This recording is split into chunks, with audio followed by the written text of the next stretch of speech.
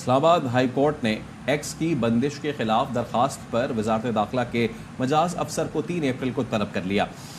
Chief justice high court Aamir Farooq ने करार दिया है कि एक्स इजहार राय का प्लेटफॉर्म है। किसी कायदे और कानून के तहत ही आप कदगन लगा सकते हैं। इसके लिए जेन्युइन वजूहात होनी चाहिए। स्टेट सिक्योरिटी या नेशनल सिक्योरिटी का मामला हो तो सूरत हाल मुख्तलिफ है। दौरान समात वकील PTA ने एक खत अदालत में पेश किया, मौक़िफ़ अपनाया। इस खत की वजह से एक्स पर पाबंदी लगाई गई। Chief justice high court Aamir Farooq ने इस्तफसार किया, आपने लेटर देखा है? वकील PTA ने जवाब दिया, मैं इस लेटर पर अमल करने का पाबंद हूँ। जवाब वजारत दाखिला ने देना है।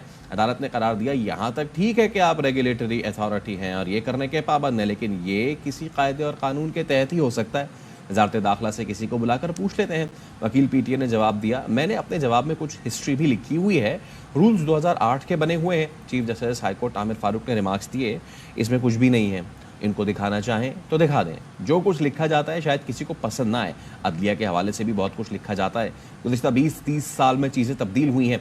एक्स इजहार राय का प्लेटफॉर्म है। पटिशन ट्विटर इस्तेमाल करने वाले बहुत से लोगों की नुमाइंदगी करती है।